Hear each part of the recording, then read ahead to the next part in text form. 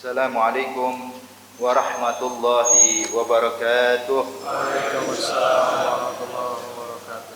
Bismillahirrahmanirrahim. Alhamdulillahi rabbil alamin. Allahumma salli wa sallim ala sayyidina Muhammadin wa ala ali sayyidina Muhammad. Nawaina ta'allum wa ta'lim, tadhakkar wa tazkir, wa naf'a wal intifa', wal ifada wal istifada wal hadza ala tamassuki bi kitabillah wa sunnati rasulillah.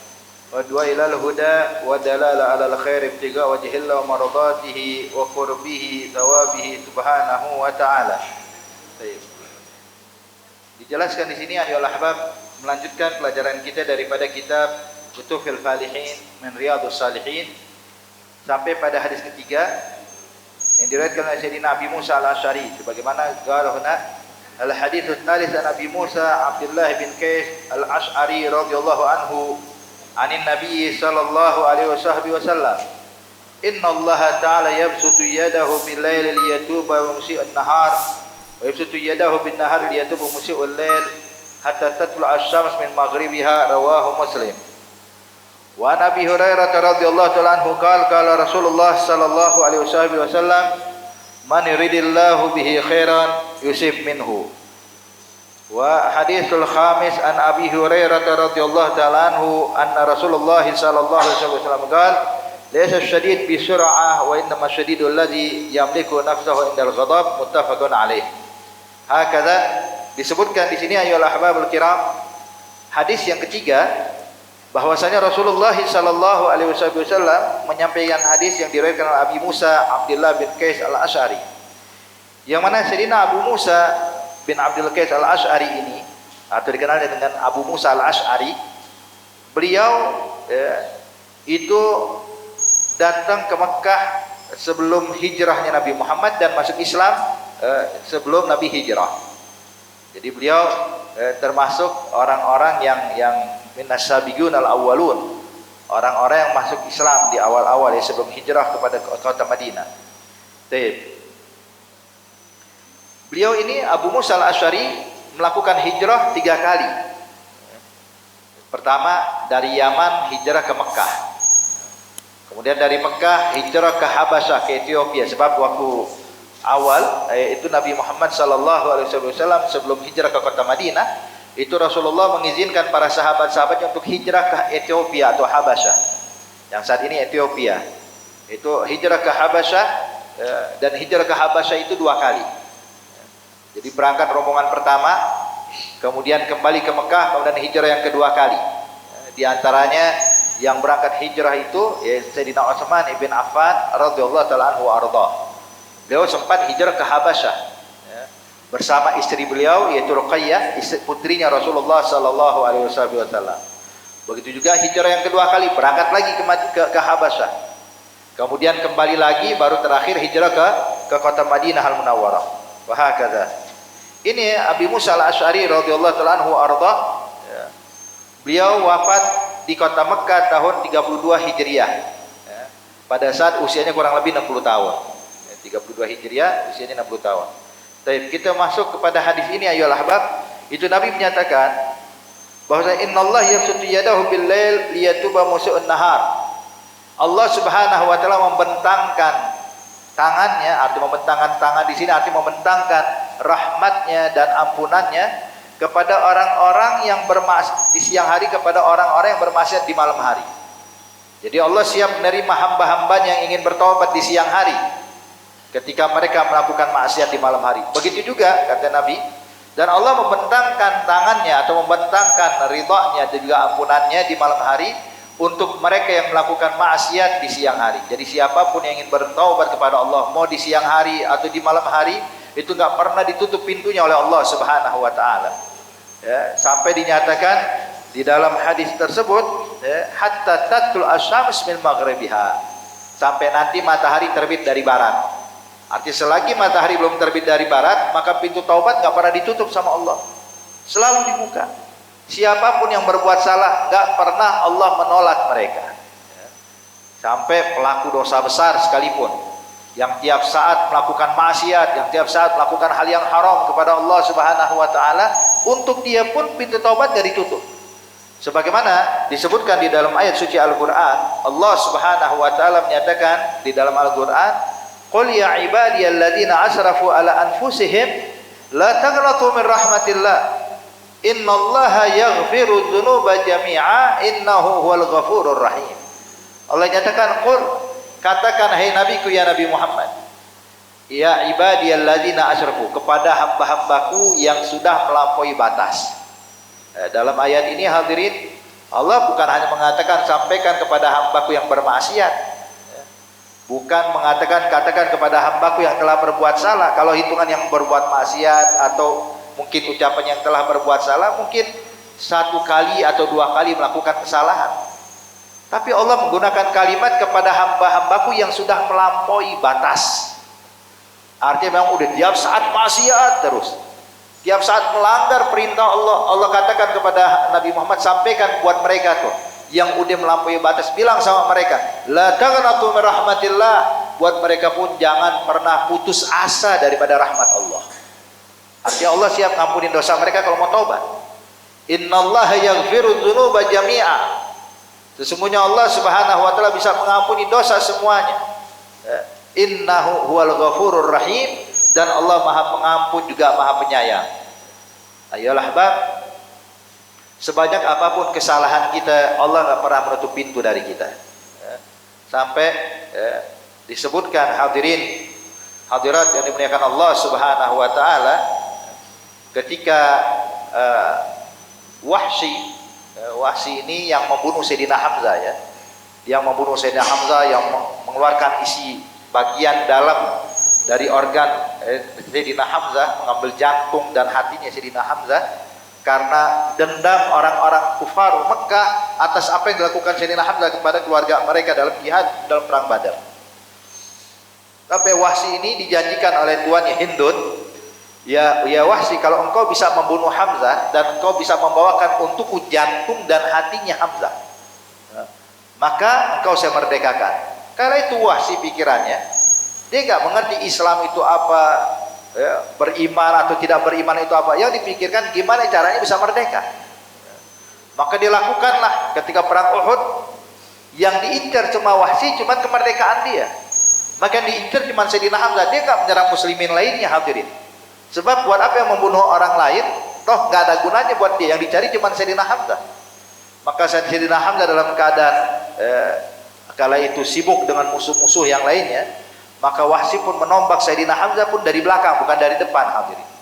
Yang penting Hamzah terbunuh dan dijalankan semua yang diperintahkan oleh tuannya hingga Wahsy pun merdeka. Ketika Wahsy merdeka, pikiran Wahsy, orang kalau merdeka itu akan terhormat layaknya orang-orang Mekah. Apalagi dia telah membunuh sosok Sayyidina Hamzah, artinya orang besar dari kalangan umat Islam, yang mana mungkin kalau berhasil membunuh jenderalnya musuh akan mendapatkan kemuliaan dan kehormatan. Maka Wahsy waktu merdeka hadirin, dia pengen duduk bersama pembesar-pembesar Mekah lainnya. Maka begitu duduk ngerasa dirinya, saya bukan cuma terbebas, bukan hanya membunuh seorang muslim, tapi membunuh pimpinan, salah satu pimpinan orang Islam, itu Sayyidina Hamzah. Maka begitu duduk Wahsy di hadapan mereka, maka mereka pun mencemooh Wahsy, mengatakan engkau ini bekas budak, gak pantas duduk sama kita. Sehingga Wahsy merasa bukannya dihormati, bukan dihargai, malah dicemooh, malah dihina, malah dikucilkan. Kata Wahsy itu sampai bedanya saya merdeka sama gak merdeka. Dari budak sama sudah merdeka sama, orang memperlakukan saya seperti ini. Akhirnya Wahsy mengingat bahwa ada sahabat Nabi yang bernama Bilal bin Rabah, yang dahulu juga budak hamba sahaya, tapi dimuliakan, dihormati. Maka Wahsy berpikir, kalau begitu buat apa saya berpegang teguh pada keyakinan yang saya anggap saat ini benar menurut orang-orang Mekah, toh saya nggak dihargai. Mendingan Bilal bin Rabah. Cuman pengen datang ke Madinah, malu Wahsy. Kenapa? Sebab telah membunuh pamannya Rasulullah, telah membunuh pimpinan orang-orang Islam, yaitu Sayyidina Hamzah. Maka saat itu Wahsy pun dibujuk oleh orang-orang Islam sekitarnya sampai akhir memberanikan diri berangkat ke Madinah dan masuk Islam. Ketika masuk Islam, Wahsy pun dalam keadaan malu minta maaf kepada Rasulullah, berharap agar Allah memaafkan kesalahannya. Maka turun ini wahyu. Qul ya ibadiyalladzina asrafu ala anfusihim la taqnatu min rahmatillah innallaha yaghfiru dzunuba jami'a innahu huwal ghafurur rahim. Akhirnya ini wahyu diturunkan, asbabun nuzulnya karena Wahsy masuk Islam. Dan Wahsy kala itu ragu, kira-kira Allah bisa ngampunin enggak dosa saya? Terlalu banyak dosa saya. Membunuh orang yang paling dicintai Rasulullah, membunuh seorang pimpinan dari umat Islam. Maka subhanallah, Allah katakan kalau ente pengen masuk Islam tetap diterima sama Allah. Allah ampuni segala kesalahannya. Sufyan ayolah. Dalam ayat yang lain Allah juga menyatakan, innallaha la yaghfiru ayyushraka bihi wa yaghfiru ma duna dzalik. Allah Subhanahu wa taala tidak mengampuni dosa syirik. Dosa menyekutukan Allah tidak diampunin sama Allah. Tapi Allah bisa mengampuni dosa yang di bawahnya syirik. Artinya dosa-dosa maksiat apapun, walaupun minal kabair, walaupun dosa besar, tapi tidak menyekutukan Allah, maka masih mungkin dimaafkan dan diampuni oleh Allah Subhanahu wa taala. Dan terus terang ayolah ahbab, sebanyak apapun kesalahan kita, kalau kita mau balik kepada Allah, Allah nggak pernah nolak kita. Jadi jangan pernah putus asa daripada rahmat Allah. Kemudian juga kita menyadari, hadirin, bahwa kita ini adalah makhluk yang nggak lepas dari kesalahan, nggak lepas dari kealfaan. Mungkin kita melakukan hal yang haram tanpa kita sadari. Mungkin kita melakukan hal yang haram tanpa kita pikirkan terlebih dahulu. Terucap mungkin dari duduknya kita berbicara, terucap mungkin kita menggosipi orang, mungkin keluar kalimat yang kurang baik, yang menyinggung hati orang. Mungkin dari perbuatan kita ada orang yang tersinggung. Artinya ada kelakuan kesalahan, hal yang diharamkan Allah terkadang kita lakukan tanpa sadar. Terkadang kita lakukan tanpa ada unsur kesengajaan. Maka di sini ayolah ahbabul kiram, pentingnya kita untuk membaca istighfar tiap hari. Pentingnya kita untuk memohon ampun tiap saat. Maka Rasulullah sallallahu alaihi wasallam pernah berkata kepada para sahabat-sahabatnya, kita tahu sahabat-sahabat Nabi, Bapak Ibu sekalian, adalah generasi terbaik umat Islam. Sebagaimana Nabi menyatakan dalam hadis, kata Rasulullah, khairul qarn qarni, tsumma alladzina yalunahum, tsumma alladzina yalunahum. Kata Nabi, sebaik-baik generasi adalah generasi aku, kata Rasulullah, yaitu para sahabat. Itu generasi terbaik dalam Islam. Kemudian generasi berikutnya, yaitu para tabi'in. Kemudian generasi berikutnya yaitu tabi'ut tabi'in. Nabi nyebut sampai 3 kali itu. Qarni, tsumma alladzina yalunahum, tsumma alladzina yalunahum. Di sini ayolah ahbabul kiram, kepada generasi terbaik saja Rasulullah pernah berkata kepada mereka, kata Rasulullah, kullukum khatta'un wa khairul khatta'in at-tawwabun. Nabi menyatakan kalian ini adalah manusia, orang-orang yang selalu yang suka berbuat salah. Artinya ini sahabat. Jadi jangan sampai kita merasa, oh saya sih nggak pernah salah, saya mau orangnya wah suci, masya Allah, nggak pernah buat dosa. Ini terus terang kita bingung. Namanya sahabat aja Nabi bilang kullukum khata'un, kalian adalah orang yang nggak luput dari kesalahan. Maka Nabi menyatakan wa khairul khata'in, tapi sebaik-baik orang yang berbuat salah, tahu siapa? Nabi menyatakan sebaik-baik orang yang berbuat salah at-tawwabun, yang mau taubat sama Allah. Jadi asal kita mau balik sama Allah, kita mau taubat, berubah keadaan kita, hadirin. Allah kalau sudah mengampuni dosa seorang hamba, itu dosanya itu benar-benar dihapus, bukan hanya dari catatan Raqib Atid, bahkan dihapus dari memorinya Raqib Atid. Sampai Raqib Atid nggak tahu kalau kita pernah buat salah. Beginilah kalau kita bertobat kepada Allah Subhanahu wa taala, hingga Nabi menyatakan dalam hadis yang lainnya, at-taibu minazambi kaman la dzambalah. Orang yang bertobat daripada dosa, maka dihapus semua dosanya seakan-akan orang yang nggak pernah buat dosa sama sekali, bersih. Oke, pernah hadirin, orang itu terkadang Pak, berkat taubatnya mencapai kedudukan yang tidak dicapai oleh orang yang banyak ibadah. Ada orang banyak ibadah, tiap saat ibadah. Ada pelaku maksiat, kemudian dia bertobat dan diterima taubatnya sama Allah, itu kadang bisa mengungguli pelaku ibadah, hadirin. Sebagaimana pernah dikisahkan hal ini di zaman Nabi Allah Musa alaihissalam. Ketika Nabi Musa alaihissalam bersama Bani Israel ngalamin pancaklik, lama nggak turun hujan. Maka Nabi Musa melakukan istisqa. minta agar Allah turunkan hujan. Ketika melakukan istisqa, hadirin subhanallah, tidak setetes pun Allah turunkan dari langit. Sampai Nabi Musa berulang kali melakukan istisqa, seakan-akan tidak diijabah oleh Allah. Kemudian Nabi Musa pun berkata kepada Allah, ya Rabb, kenapa kau tidak turunkan hujan pada kami, sedangkan kami telah melakukan istisqa berulang kali. Ibaratnya syarat udah kita jalanin, kenapa nggak dipenuhi ya Allah? Maka Allah pun menjawab, ya Musa, sampai kapanpun aku nggak bakal teteskan setetes air pun dari langitku, sebab ada salah satu di antara umatmu yang melakukan dosa namimah, ngadu domba. Sebab ada salah satu dari umatmu yang suka ngadu domba. Selagi dia nggak tobat, aneh nggak bakal turunkan hujan. Maka saat itu Nabi Musa pun bertanya kepada Allah, ya Rabb, siapakah orangnya? Gara-gara dia ini dosanya dia, kita kena imbasnya. Yang melakukan maksiat siapa? Yang susah siapa? Kita kena semua. Maka Allah katakan, ya Musa, sesungguhnya aku mengharamkan namimah kepada kalian, aku pun juga mengharamkan namimah pada diriku. Maksudnya apa? Kalau saya sebutkan namanya siapa, berarti aku namimah. Aku gak ingin menyebutkan namanya, sebab kalau anda sebutin jadi namimah. Maka Nabi Musa bingung, gimana cara nasihatin orang, cuman kita nggak tahu siapa yang melakukan kesalahan. Maka Nabi Musa pun mengumpulkan Bani Israel. Dia berkata kepada Bani Israel, ya Bani Israel, sesungguhnya ada di antara kalian yang melakukan namimah, yang gara-gara dosa namimahnya dia ini, maka kita nggak diturunkan hujan. Maka siapapun pelaku orang yang melakukan namimah ini, sekarang taubat, waktunya kembali kepada Allah. Tub ilallah, bertaubatlah engkau pada Allah. Sesungguhnya kalau engkau ingin bertobat, maka Allah akan menerima taubat. Maka subhanallah hadirin, ini orang yang merasa bersalah, yang melakukan namimah, dalam hatinya dia bilang, ya Rabb, saya istighfar, mohon ampun kepadamu, ampuni dosa saya ya Allah. Begitu dia bertobat, Bu, langsung Allah turunkan hujan selebat-lebatnya. Sampai Nabi Musa bingung, loh kok sekarang turun hujan? Ya Rabb, kenapa kau turunkan hujan sekarang? Allah katakan, ya Musa, barusan pelakunya bertobat padaku dan Anda terima tobatnya.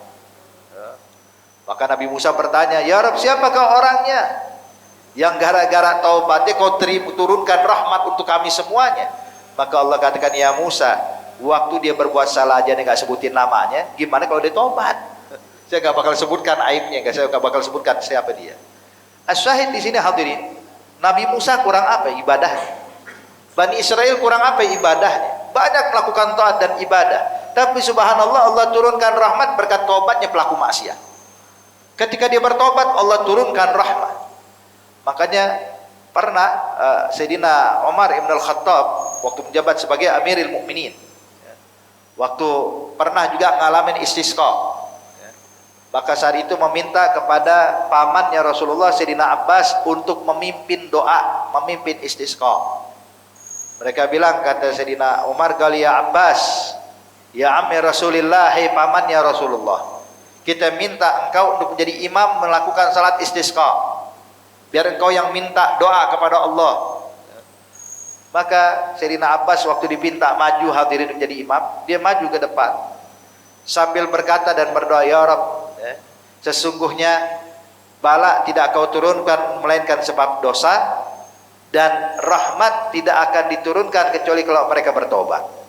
Maka ya Allah, kami menyatakan, kami semua yang hadir saat ini, dari awal hingga yang paling akhir, kami menyatakan taubat kepadamu, maka turunkanlah kami hujan." Belum lagi istisqa, langsung turun hujan hadirin. Maka di sini taubat sangat penting. Siapapun ingin bertobat gak bakal ditolak, bahkan iblis. Kalau dia mau taubat, Bu, tetap diterima sama Allah. Cuman emang gak mau taubat. Itu pernah dikisahkan di dalam kitab Zakar fil kitab. Itu di zaman Nabi Musa alaihissalam, iblis datang kepada Nabi Musa, "Ya Musa, engkau kan kalimullah, tolong dong tanyakan kepada Allah, kira-kira kalau saya mau tobat diampunin nggak dosa saya?" kata iblis. Kata Nabi Musa, lihat iblis mau tobat, Bu, wah senang. Kita kalau ngelihat pelaku maksiat pengen tobat jadi bahagia kita, alhamdulillah tobat juga ini orang ya. Gimana kalau iblis tobat? Artinya kalau iblis jadi tobat, Pak, Bu, aman, nggak ada lagi orang masuk neraka, udah selamat orang-orang. Ini iblis pengen tobat, kata Nabi Musa. Marhaba, saya tanyakan pada Allah. Semangat Nabi Musa. Waktu bertanya kepada Allah, ya Rabb, iblis pengen tobat, gimana? Allah katakan, ya Musa, sampaikan pada iblis, kalau dia menjalankan syaratnya yang akan aku berikan, aku terima tobatnya dia. Dia bilang, apa syaratnya ya Allah? Syaratnya satu, sujud pada kuburan Nabi Adam. Sebab dulu waktu Nabi Adam saya suruh malaikat sujud, semua malaikat sujud kecuali dia. Wa iz qulna lil malaikati isjudu li Adam fasajadu illa iblis. Ketika saya perintahkan malaikat sujud kepada Nabi Adam, semuanya sujud, fasajadu illa iblis, enggak mau sujud. Maka kalau dia mau jalankan perintah saya, sujud pada Nabi Adam, sekarang udah meninggal, ya kuburannya ente sujud situ. Ente sujud pada Adam, saya terima tobatnya. Nabi Musa melihat syaratnya begitu mudah, gampang. Saya pikir suruh ibadah beginilah, suruh sujud doang udah. Maka datang Nabi Musa menemui iblis. Waktu datang iblis, kata Nabi Musa, ya iblis, Allah siap menerima tobatmu tapi dengan satu syarat. Dia bilang, apa syaratnya Musa? Iblis juga pengen tobat tadinya, Bu. Kata Nabi Musa, engkau datangi kuburan Nabi Adam, sujud pada Adam. Iblis marah. Dia bilang, ya Musa, terus terang, waktu hidupnya aja saya anti sujud pada Adam, gimana kalau dia meninggal, katanya. Akhirnya iblis pun gak jadi taubat, Pak, sampai sekarang. Tuh lihat, karena ingkar, karena sifat sombong dan angkuhnya, akhirnya gak jadi taubat kepada Allah Subhanahu wa Ta'ala. Makanya hendaknya kita bertobat kepada Allah. Itu dinyatakan langkah pertama untuk menuju Allah, pengen dekat sama Allah, langkah awalnya taubat. Awalnya taubat, kita udah taubat, baru isi dengan ibadah yang lain. Sebab ibaratnya, Bu, Pak, hati kita ini kotor, dan cara mensucikan hati ini dengan taubat. Kalau hati kita udah bersih dengan taubatnya kita, baru kita isi dengan ibadah-ibadah yang lainnya, baru dapat hasil yang baik. Makanya oleh karena itu, kalau ada orang bilang, saya bingung lihat ada orang sholatnya rajin tapi maksiat terus, melakukan ibadah ini tapi juga melanggar pada Allah. Kenapa? Sebab percuma, ibadah banyak tapi kalau nggak taubat, ya percuma. Bakal begitu keadaannya. Tapi kalau ditobat, dibersihkan dulu hatinya, baru menerima itu rahmat dari Allah, anugerah dari Allah semuanya murni. Nah, ini semua langkah awalnya adalah tobat kepada Allah Subhanahu wa Ta'ala. Artinya, kapanpun kita mau tobat, mau siang hari, mau sore hari, mau malam hari, mau pagi hari, silahkan. Itu bahkan Rasulullah Sallallahu Alaihi Wasallam tidaklah duduk di satu majelis melainkan bertobat kepada Allah sebanyak 70 sampai 100 kali. Tapi sahabat ngitungin, Nabi baca astagfirullah, astagfirullah, Rabbighfirli warhamni wa tub alaih. Itu dihitung sama sahabat, 1, 2, 3, 1 kali duduk. Itu kadang kata sahabat ada menghitung, kadang-kadang diulang sama Rasulullah sampai 70 kali. Sampai 70 kali itu membaca istighfar. Nah, kita baca istighfar sehari semalam berapa kali? Makanya ya Allah, ya, paling enggak setiap habis sholat kita baca istighfar. Begitu salam, assalamualaikum warahmatullah, assalamualaikum warahmatullah, baca astagfirullah, astagfirullah, baca istighfar. Hakadha. Ya, semoga Allah ampuni segala dosa dan kesalahan kita, amin ya rabbal alamin. Kemudian hadis berikutnya ya ahbab, disebutkan di dalam hadis an Abi Hurairah radhiyallahu taala anhu qala Rasulullah sallallahu alaihi wasallam, man yuridillahu bihi khairan yusib minhu, rawahul Bukhari. Nabi menyatakan, jikalau Allah menginginkan kebaikan buat seorang hamba, yusib minhu, maka hamba tersebut akan diberikan ujian oleh Allah. Jadi Bu, Pak, yang namanya musibah, ya, itu merupakan ujian dari Allah kepada kita. Musibah akan harta, akan wafatnya keluarga, akan hilangnya pekerjaan, atas keadaan kita yang terpuruk, akan sakitnya kita, akan keadaan lingkungan. Semua ini adalah ujian dari Allah Subhanahu wa Ta'ala. Hingga Nabi menyatakan, kalau Allah menginginkan kebaikan buat seorang hamba, pasti itu hamba diuji oleh Allah. Yusib minhu, akan ngalamin musibah. Jadi kita hendaknya husnudzon pada Allah, Bapak Ibu sekalian. Kalau kita kena problem, kena musibah, ini tanda kalau Allah sayang sama kita. Allah ingin menyadarkan kita, Allah ingin membuat kita kembali kepada Allah. Yang mungkin selama ini kita lupa dari Allah, maka Allah tegur kita biar kita balik sama Allah. Dan juga hadirin, ini ibaratnya Pak, namanya ujian itu cuma teguran dari Allah karena kita mungkin terlalu lalai dari Allah, terlalu ghaflah, lupa dengan Allah, sibuk dengan dunia kita, sibuk dengan apa yang kita cari. Hadirin, kadang lupa dengan Allah. Sholat sih rajin, cuma kadang-kadang khusyuknya kurang, ya kan? Doa mah rajin, tapi kadang-kadang nggak pernah sampai netesin air mata memohon kepada Allah. Makanya di sini Allah tegur, Allah ingatkan kita, teguran biar kita balik. Ini ibaratnya Bu, Pak, kayak orang apa namanya, ada tukang kerja di bawah membangun bangunan yang tingginya mungkin 10 lantai. Datang nih mandor atau mungkin pemilik gedung ini nih, pengen lihat gimana bangunan. Waktu nanya sama tukang, gimana tukang, udah beres semua? Beres, silakan periksa aja. Maka pemilik bangunan ini, ownernya ini melihat, mengecek lantai pertama. Tukang kerja di bawah, mungkin ngaduk semennya atau segala macam. Pas lihat ngecek lantai awal semuanya sempurna, bagus, sesuai yang ada di gambar. Naik ke lantai 2 sesuai yang digambar, naik ke lantai 3 begitu juga, sampai lantai 10. Pas lantai 10 ternyata ada kesalahan, mungkin ukurannya terlalu kecil atau mungkin terlalu besar atau segala macam. Maka sang owner bilang, ini salah, ini tukang buatnya. Maka kalau dia turun ke bawah dulu terus mau naik lagi ke atas capek, maka ownernya cukup ngelihat di mana tukang, dipanggil nih tukang fulan dari atas, Bu. Ini tukang kerja asik, nggak kedengaran suara ownernya manggil, tetap aja kerja. Fulan nggak kedengaran. Akhirnya apa yang dilakukan oleh ownernya ngambil duit, dilempar duit dari atas. Hadirin, jatuh di samping tukang waktu kerja ngeliat ada duit di sampingnya, bilang, wah rezeki ini, nggak tahu nih duit dari atas. Hadirin, main pungut masukin kantong, dia bilang rezeki, alhamdulillah. Maka owner ngeliat nih tukang nggak sadar apa yang dilakukan, ambil batu kecil timpuk. Pas kena batu baru nengok ke atas. Hadirin, baru nengok ke atas. So lihat, ini ibaratnya kita Bapak Ibu sekalian, kita keasikan, dikasih rezeki sama Allah, kasih nikmat sama Allah, kadang-kadang lupa sama Allah. Begitu dikasih ujian sakit, baru ya Allah saya sakit, baru ingat sama Allah. Nah ibaratnya Pak Bu, itu cuma teguran dari Allah untuk mengingatkan kita. Tanda Allah pengen kebaikan buat kita. Allah nggak pengen kita menjadi orang lalai, Allah nggak pengen kita menjadi orang yang jauh darinya. Makanya coba perhatikan hadirin hadirat di dalam Al-Quran, orang-orang besar di sisi Allah selalu ngalamin ujian. Nabi Ibrahim deh contohnya. Nabi Ibrahim, ya Allah, Khalilullah gelarnya dia, Khalilullah, teman duduknya Allah, artinya yang selalu bersama Allah, berzikir pada Allah, nggak pernah lepas dari Allah, ibadah terus. Tapi walaupun seperti itu hadirin, Allah kasih ujiannya bertubi-tubi buat Nabi Ibrahim. Allah sebutkan dalam Al-Quran tentang menikah sudah lama, nggak pernah dapat keturunan, sampai akhirnya Nabi Ibrahim memiliki Siti Hajar. Siti Hajar menjadi istrinya Nabi Ibrahim alaihissalam.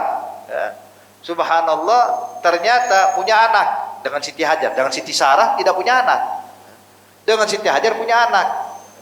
Maka subhanallah, begitu punya anak, apa yang dilakukan sama Allah? Allah perintahkan Nabi Ibrahim untuk memindahkan Siti Hajar dan putranya Ismail ke tanah yang gak bertuan, hadirin, ke padang pasir yang gak ada orang tinggal di situ. Maka dibawa oleh Nabi Ibrahim. Begitu sampai di tempat tersebut, ini Siti Hajar nggak tahu menahu, cuma ngikut aja sama suaminya. Tahu nyampe di satu tempat, disiapkan tenda oleh Nabi Ibrahim, habisnya ditinggal. Sampai nggak meninggalkan bekal, nggak meninggalkan apa-apa. Maka Siti Hajar pun berteriak memanggil Nabi Ibrahim, ya Ibrahim, nggak nengok hadirin. Ya Ibrahim, kenapa kau tinggalkan kami? Tetap jalan Nabi Ibrahim. Sampai akhirnya Siti Hajar bertanya, ya Ibrahim, apakah yang memerintahkan kau ini adalah Allah? Memerintahkan kau tinggalkan kami di tempat ini? Maka Nabi Ibrahim baru menjawab, iya, ini perintah dari Allah. Maka kata Siti Hajar, kalau memang perintah Allah, silakan lanjutkan perjalanan Nabi Ibrahim. Kami yakin Allah nggak bakal membiarkan kami sia-sia. Gimana perasaan Nabi Ibrahim Pak ninggalin istri dan anaknya? Artinya berat. Makanya Nabi Ibrahim nggak berani nengok. Gak boleh takut, kalau nengok akhirnya gak kuat, akhirnya melanggar perintah Allah nantinya. Maka dia tetap berjalan sampai ditanya ini perintah Allah atau bukan, bilang iya ini perintah Allah. Selesai udah. Istri yang bilang kalau gitu jalan, lanjutkan ya Ibrahim. Ditinggalkan anaknya, ya, yang sekian lama menikah gak punya anak, begitu punya anak tahu-tahu disuruh tinggal di padang pasir. Ditinggalkan sampai akhirnya hadirin, ya, Allah jadikan tuh, ya, Allah gerakkan Nabi Ismail sampai keluar sumur Zam-Zam dan lain-lainnya, sampai lanjut itu hadis, itu kejadian, sampai Nabi Ismail tumbuh jadi anak yang remaja. Nabi Ibrahim pun kembali berjumpa dengan Nabi Allah Ismail, anak kesayangannya hadirin, satu-satunya semata wayang kala itu sebelum Nabi Ishak lahir. Maka di situ Allah nyatakan falamma balagha ma'ahu sa'ya. Ketika Nabi Ismail mencapai usia yang bisa membantu Nabi Ibrahim dalam setiap kegiatan, ya, udah bisa bantuin anaknya, berarti udah mulai tumbuh, ya. Saat itu Allah memerintahkan Nabi Ibrahim untuk menyembelih Nabi Ismail. Coba lihat ujian berikutnya, ya. Anak satu-satunya yang disayang, apa yang lihat, apalagi ini anak udah mulai bisa bantuin dia, bisa menolong pekerjaan Nabi Ibrahim. Tahu Allah perintahkan sembelih Nabi Ismail. Diuji lagi sama Allah. Sampai Nabi Ibrahim pun bertanya kepada Nabi Ismail, ya bunayya, inni ara fil manam anni azbahuka fanzur madza tara. Ya Ismail, saya bermimpi dan mimpinya seorang nabi merupakan wahyu. Saya diperintahkan Allah untuk menyembelih engkau. Apa pendapatmu? Maka menjawab Nabi Ismail, qala ya abati fa'al ma tu'mar satajuduni insyaallah minas sabirin. Lakukan apa yang diperintahkan Allah untukmu, insyaallah kau dapatkan saya termasuk orang yang bersabar. Sampai akhirnya dinyatakan ketika ketika Nabi Ismail dan Nabi Ibrahim dia pasrah atas apa yang diperintahkan Allah, siap untuk menyembelih Nabi Ismail, maka wanadainahu ayya Ibrahim, ya, wahai ya Ibrahim, sesungguhnya kau qad saddaqta ru'ya, kau telah membenarkan mimpimu dan kau telah jalankan dan kamu sudah lihat bagaimana kesungguhanmu, maka kami gantikan untukmu, jangan menyembelih Ismail tapi sembelihlah ini kibas, ini kambing yang besar. Kemudian Allah katakan sesungguhnya ini adalah ujian yang nyata, kadzalika nadzil muhsinin, dan beginilah kami memberikan cobaan buat orang yang berbuat baik. Lihat. Jadi orang kalau baik bakal diuji sama Allah. Makanya Bapak Ibu sekalian, kalau kita sakit, ya senggangannya memang cobaan, tapi di sisi lain kita bersyukur masih diuji sama Allah. Sebab kalau kita nggak pernah sakit, Bu, Pak, ini tanda bukan suatu kehebatan. Justru tanda kita jauh dari Allah. Kok nggak pernah sakit? Itu pernah Nabi Muhammad SAW ditawari oleh salah satu sahabat untuk menikahi putrinya. Jadi sahabat datang kepada Rasulullah, ya Rasulullah, saya punya putri, tolong nikahlah dengan dia ya Rasulullah. Wanitanya begini, anaknya begini, seperti disebutkan sifatnya. Rasulullah diam. Sebab Rasulullah nggak melakukan kecuali atas perintah dari Allah. Sampai dia bilang, ya Rasulullah satu lagi nih, karena ngeliat kok Nabi Muhammad gak ada respect lah. Kok Nabi Muhammad gak ada respect, setuju atau nggak setuju, cuma diam. Terus ini sahabat bilang, ya Rasulullah satu lagi saya tambahkan. Dia bilang apa? Putri saya sejak lahir sampai sekarang gak pernah sakit ya Rasulullah. Gak pernah sakit. Kata Nabi, oh kalau begitu gak usah, ya. Langsung ditolak sama Rasulullah. Kenapa? Sebab dinyatakan iza aradallahu abdan khairan yusib minhu. Sebab kalau Allah menginginkan kebaikan buat seorang hamba, pasti seorang hamba itu bakal diuji diantaranya dengan sakit. Sebab Bu, Fir'aun ngaku jadi Tuhan, sebabnya apa? Sebab gak pernah sakit. Orang lain sakit, dia gak pernah sakit, akhirnya ngaku Tuhan. Ana rabbukumul a'la, saya Tuhan kalian yang paling tinggi katanya. Kenapa? Sebab lupa, dia gak pernah ngalamin sakit sama sekali. Makanya di situ ujian dari Allah Subhanahu wa taala, tanda kalau Allah masih sayang sama kita. Hakata. Cuman jangan kita kalau nengokin orang sakit, jangan kita bilang beruntung Pak ya disayang sama Allah, ya jangan. Kita doain biar sembuh. Cuman intinya kita ini husnuzan sama Allah, ya, sama Allah. Hakata. Jadi intinya ujian dari Allah itu pasti ada. Dan hadirin hadirat subhanallah, yang namanya ujian dari Allah itu buat kita Bu, Pak, itu tergantung kadar kita, tergantung kedudukan kita di sisi Allah. Semakin tinggi ujian makin berat. Jadi jangan pernah merasa kayaknya kita adalah orang paling susah di dunia. Kayaknya kadang-kadang nih orang kalau lagi kena sesuatu kayak ngerasa dia adalah orang yang paling terpuruk, orang yang paling paling menyedihkan keadaannya di dunia. Lah, terus terang hadirin, ambil kabar. Orang itu musibah itu tergantung kedudukan dia di sisi Allah. Semakin tinggi makin berat ujiannya. Makanya Nabi menyatakan innal bala al amtal fala amtal. Ujian dari Allah itu tergantung kedudukan. Sampai Nabi katakan kepada kita, hai umatku, kalau kalian terkena musibah, ingat-ingat musibahnya saya, kata Rasulullah. Saya pun juga pernah ngalamin musibah. Bukan sekali, bukan dua kali, hadirin. Nabi Muhammad ngalamin musibah banyak banget.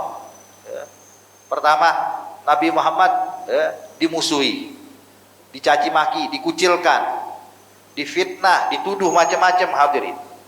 Sampai Nabi Muhammad diboikot selama 3 tahun. Nabi Muhammad diusir, dilempari batu sampai berdarah kakinya. Nabi Muhammad diperangi, bukan hanya 1 kali perang, berulang kali. Nabi Muhammad diincar untuk dibunuh.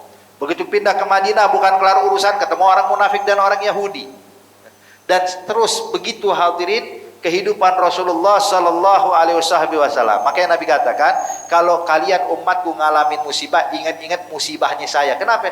Buat menghibur bahwa musibah kalian itu masih kecil, musibah kalian itu nggak besar.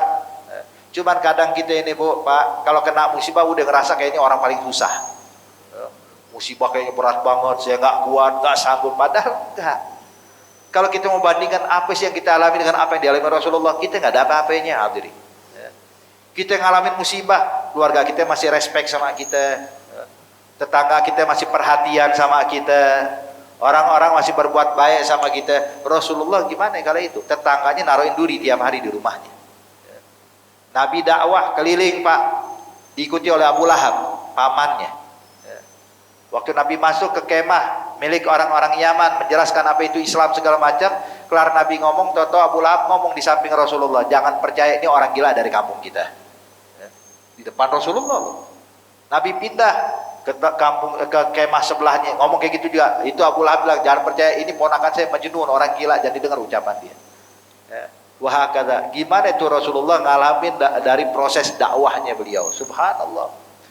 Kalau kita mau udah enak, makanya hadirin hadirat yang dimuliakan Allah Subhanahu wa taala, kalau kita kena musibah, ingat-ingat musibah kita ini jauh lebih kecil dibandingkan musibahnya Rasulullah. Kemudian hadirin hadirat yang dimuliakan Allah, yang berikutnya Sayyidina Umar bin Al-Khattab radhiyallahu ta'ala anhu arda. Beliau pernah mengatakan, kalau saya terkena musibah, maka saya akan bersyukur pada Allah atas 3 hal. Kena musibah bukan cuma bersabar, saya bakal bersyukur pada Allah atas 3 perkara. Dia bilang, apa dia Amirul Mukminin? Yang pertama, musibah yang Allah berikan untuk saya ini urusan dunia, bukan urusan akhirat saya. Musibah kehilangan harta, ditinggal wafat keluarga, ngalamin orang mencaci maki, menghina atau memusuhinya. Artinya urusan dunia semua, nggak ada urusan akhirat. Urusan akhirat kita nggak keganggu. Iman kita tetap ada, keyakinan kita pada Allah nggak berubah. Berarti alhamdulillah, sebanyak apapun musibah, cuman urusan dunia, bukan urusan akhirat kita. Kalau musibah urusan akhirat ini gawat, hadirin. Kalau musibah urusan akhirat, kurang yakin, hilang keyakinan kita kepada Allah, atau hilang keimanan kita kepada Allah. Ini gawat, berat. Urusannya selama-lamanya kekal abadi di neraka. Tapi kalau urusan dunia, ya paling ujungnya meninggal, kelar. Orang sakit terus panjang hidup, begitu meninggal sembuh dia, nggak sakit lagi. Wah, kata. Jadi yang pertama kita bersyukur, kata Sayyidina Umar, sebab musibah ini dalam urusan dunia, bukan urusan akhirat saya. Yang kedua, kata Sayyidina Umar, saya bersyukur tidaklah Allah menurunkan musibah kepada saya, melainkan saya masih sanggup menghadapinya. Sebab musibah tergantung keadaan kita. Allah nggak bakal menurunkan musibah yang kita nggak sanggup mengembannya, hadirin. Buat orang yang merasa dirinya nggak sanggup mengemban musibah karena dia lupa Allah, jauh dari Allah, coba balik kepada Allah, kembali kepada Allah. meminta perlindungan dari Allah, memohon kekuatan dari Allah, Allah bakal berikan tuh yang tadi besar jadi mudah, jadi kecil. Sebagaimana Allah nyatakan dalam Al-Qur'an, "Wa may yattaqillaha yaj'al lahu makhrajan wa yarzuqhu min haitsu la yahtasib." Orang yang bertakwa kepada Allah, maka Allah akan berikan untuk dia rezeki yang enggak pernah diduga, dan Allah bakal berikan untuk dia solusi. Yaj'al lahu makhrajan. Problem sebesar apapun ada solusinya. Ini yang kedua.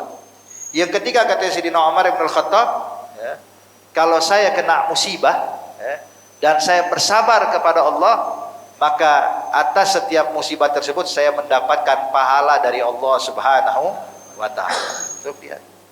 Jadi bukan terpuruk, justru sebaliknya bahkan mendapatkan kedudukan mulia di sisi Allah Subhanahu wa Ta'ala. Wahakadha. Jadi ini dengan kita menyadari hadirin bahwasanya musibah yang kita alami ini tanda kalau Allah sayang kepada kita. Makanya ayo jangan sampai kita jadi suudzon sama Allah kalau kita kena musibah, kembali husnudzon kepada Allah Subhanahu wa Ta'ala. Baik. Kemudian hadis berikutnya Nabi menyatakan laisa syadidu bisura'ah. Kata Nabi, orang yang kuat itu bukan orang yang bisa mengalahkan lawannya dengan gulatnya dia atau menjatuhkan lawan. Namun innamasyadid alladzi yamliku nafsahu indal ghadab. Namun orang yang kuat itu yang bisa menahan emosinya ketika dipancing. Dipancing emosi ditahan. Enggak terpancing emosi. Ini baru orang kuat. Jadi orang kuat itu bukan yang badannya besar, bisa ngangkat beban banyak, hadirin lah. Tapi orang yang kuat itu adalah kalau dipancing emosinya bisa ditahan. Bisa menahan emosi. Ini orang kuat. Sebab gak semua orang sanggup melakukannya. Kadang orang kayak sumbu pendek, tahu sumbu pendek, dibakar sedikit langsung meledak dia. Disinggung dikit meledak, marah, ngamuk. Ini nunjukin sumbu pendek nih orang hadirin. Ada bukan orang kuat, walaupun dia mampu mengangkat beban sekian kilo, walaupun dia kalau dia memukul itu bisa mengakibatkan fatal dan lain-lainnya. Tapi ini orang lemah. Orang kuat gak kayak begitu. Orang kuat diganggu, disakiti itu gak terpancing emosinya. Hada gawi. Makanya hadirin, hadirat yang dimuliakan Allah Subhanahu wa Ta'ala, lihat gimana kehidupan Rasulullah. Nabi diganggu tapi gak pernah menunjukkan emosinya. Itu sampai dinyatakan kalau ada orang gangguin Nabi Muhammad, Bu, itu dia bakal dapatkan Nabi adalah orang yang paling pemaaf. Semakin diganggu makin memaafkan. Ini sebagaimana pernah disebutkan dalam kisah, ada satu orang Yahudi min ahlul kitab. Dia baca kitab Taurat, dia baca kitab Zabur. Disebutkan dalam kitab-kitab tersebut, hadirin, gimana sih Nabi akhir zaman? Nabi akhir zaman itu semua sifatnya ada pada sosok Rasulullah. Sebab dalam kitab Taurat itu disebutkan, Pak, semua sifat Nabi akhir zaman itu disebutkan dengan detail. Dilihat semuanya mirip kepada Nabi Muhammad. Cuman satu yang dia belum tahu. Kenapa? Sebab tertulis di situ Nabi akhir zaman adalah orang yang benar-benar pemaaf. Semakin diganggu makin memaafkan. Dia pengen buktikan itu. Maka kebetulan Nabi berhutang sama dia dengan ahlul kitab ini.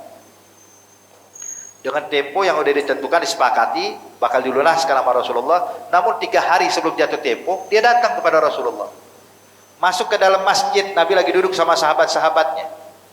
Maka orang ini langsung menghardik Rasulullah. Sambil menarik rida yang dipakai sama Nabi, nih sal yang dipakai oleh Rasulullah, ditarik sekuat tenaga sampai berbekas di lehernya Rasulullah. Terus mencaci maki Rasulullah, bilang, engkau ini keluarga Abdul Muthalib memang sama semuanya. Kalau berhutang gak bisa bayar, kagak mau bayar. Sampai semua sahabat marah dan Rasulullah diperlakukan seperti ini, hadirin. Sampai Sayyidina Umar marah, Pak. Langsung maju ke depan menghunuskan pedang, sambil berkata kepada Rasulullah, ya Rasulullah, izin aktaragabah, ya Rasulullah, izinkan saya sepenggal palanya orang. Ini orang lihat Sayyidina Umar udah menghunuskan pedang, Pak, gemeteran. Maka Nabi pun waktu nengok kejadian kayak gini, Nabi pun berusaha menenangkan suasana, hadirin. Nabi bilang, kalau ya Umar, turunkan pedang, sarungkan lagi pedang. Maka Sayyidina Umar menyarungkan pedangnya. Kata Rasulullah, ya Umar, mestinya kalau engkau melihat kejadian ini, jadilah engkau penasehat yang baik. Bukan jadi orang yang bikin kacau, tapi jadi penasehat yang baik. Nasihati saya, bilang sama saya, ya Nabi Muhammad, kalau ngutang bayar dong. Jangan kagak bayar ya Rasulullah. Nasihatin saya, kata Rasulullah. Dan nasihati dia. Bilang, hei Yahudi, kalau nagih caranya baik-baik.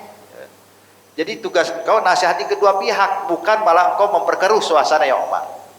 Dan terus terang ya Umar, sebenarnya ini belum jatuh tempo, masih 3 hari lagi. Tapi mungkin dia butuh. Khalas gini, kata Rasulullah. Fulan, ikut Umar bin Khattab, dia bakal bawa engkau ke Baitul Mal, akan dibayarkan semua hutangku. Kemudian Nabi pesan masih Umar, ya Umar, tambahin lagi buat dia. Hutang saya sekian, lebih tambahin buat dia. Kenapa ya Rasulullah? Sebab itu udah bikin dia takut, kata Rasulullah. Marhaba. Jalan Yahudi sama Sayyidina Umar Pak ke Baitul Mal. Ditanya berapa hutangnya Rasulullah? Hutangnya sekian, dikasih. Nih. Nah ini ada tambahan sedikit. Bilang ya Umar, buat apa tambahan? Kata orang ini, kata Sayyidina Umar, sebab saya mau minta maaf. Tadi anda udah bikin ente takut dengan pedangnya saya. Dengar kayak gitu, dia bilang ya Umar, terus terang, yang saya lakukan itu dengan sengaja mengganggu Rasulullah. Jadi ini saya nggak butuh uang ini semuanya. Ini kembalikan buat Baitul Mal. Saya anggap impas hutangnya Nabi Muhammad. Saya cuma ingin membuktikan dalam kitab Taurah yang saya baca bahwa Nabi akhir zaman sifatnya itu pemaaf. Semakin diganggu makin memaafkan. Dan demi Allah ya Umar bin Khattab, saya dapatkan itu dengan mata kepala saya. Maka tolong antarkan saya kepada Rasulullah. Saya ingin masuk Islam, kata Yahudi. Masuk Islam. Makanya begini sifatnya hadirin. Orang kuat itu adalah orang yang bisa menahan emosinya ketika dipancing.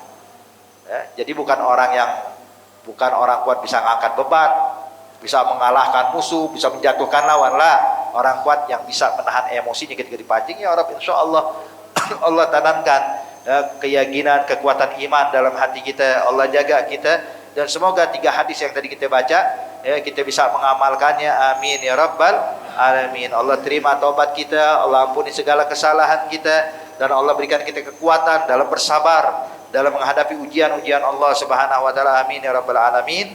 Al-Fatihah ala hadhihi niyya wa kullu niyatin salihah wa ila hadratin Nabi Muhammadin sallallahu alaihi wasallam. Al-Fatihah.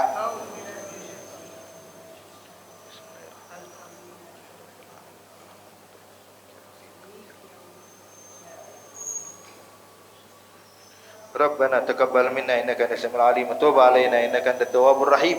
Dawahum fiha subhanakallahumma wa tahiyyatuhum fiha salam wa akhiru da'wahum alhamdulillahi rabbil alamin. Wassalamu alaikum warahmatullahi wabarakatuh.